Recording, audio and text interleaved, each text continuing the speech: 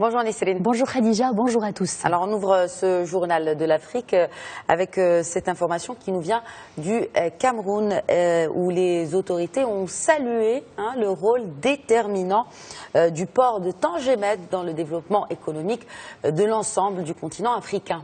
Tout à fait Khadija, pour le Cameroun, ce hub logistique et portuaire distingué représente l'une des réalisations les plus remarquables dans le continent. La déclaration a été faite par le ministre camerounais des Transports qui a effectué hier une visite de terrain au port de Tangemed à la tête d'une importante délégation camerounaise, une délégation unanime quant au rôle de cette plateforme dans la promotion de la compétitivité de l'Afrique à l'échelle internationale, notamment en matière de pêche maritime. Et puisque vous parlez de pêche, signalons cet appel adressé par la FAO aux pays africains. Dans leur ensemble, l'organisation les incite à adhérer à cet accord international de lutte contre la pêche illicite. C'est un appel urgent puisque l'accord en question entre en vigueur après-demain dimanche. La FAO estime que la pêche illicite, non réglementée et non déclarée est sur le point de devenir beaucoup plus difficile.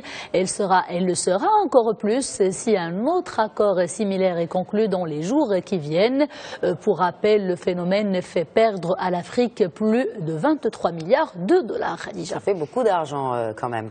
Un mot à présent sur ce nouveau rapport de la Banque africaine de développement, un rapport sur les perspectives économiques, plus particulièrement pour notre région, l'Afrique du Nord. Oui, Khadija, il sera officiellement présenté aujourd'hui dans la capitale tunisienne Tunis. Ce sera dans le cadre de la 3e rencontre méditerranéenne de la BAD. Le document analyse les progrès du continent sur tous les plans, selon les premiers éléments qui ont été communiqués.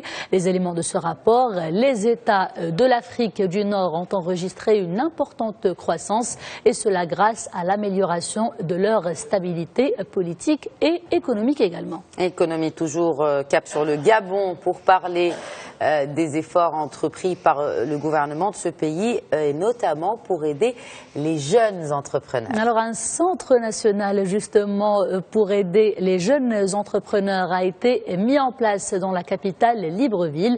Il vise à leur offrir une aide aussi bien sur le plan financier que technique. Les détails avec notre correspondant sur place, Ismaël Zé. L'idée de centre des jeunes entrepreneurs est vieille de plus d'un demi-siècle. Née en France, cette expérience couvre aujourd'hui 14 pays africains et Financini est là pour la perpétuer en offrant aux jeunes entrepreneurs les outils et techniques indispensables à la mobilisation des ressources pour concrétiser leurs projets. Pour Ismaël Lachini, expert de l'atelier, les participants doivent apprendre à identifier les sources de financement, à approcher les investisseurs et à évaluer les besoins en financement des projets.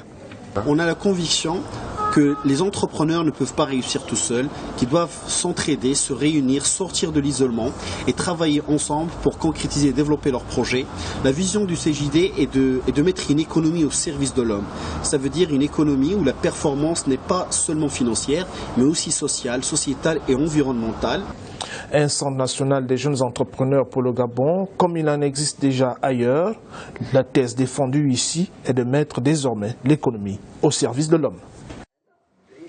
Et on termine du Nigeria et cette nouvelle attaque contre un navire pétrolier, attaque qui a fait 6 morts. Il s'agit de 2 soldats et de 4 civils Khadija. Cela s'est passé dans le sud du pays. Le navire appartient cette fois-ci à la compagnie pétrolière nationale. Selon le porte-parole de l'armée nigériane, les 2 assaillants étaient déguisés en simples passagers. Pour rappel, le pays a lancé hier la plus vaste opération de nettoyage jamais entreprise dans le delta du Niger. Opération d'un coût estimé à 1 milliard de dollars. Ce programme répond à une alerte lancée par l'ONU et c'était en 2011. Et c'est ainsi que prend fin ce JT Afrique. Merci de l'avoir suivi.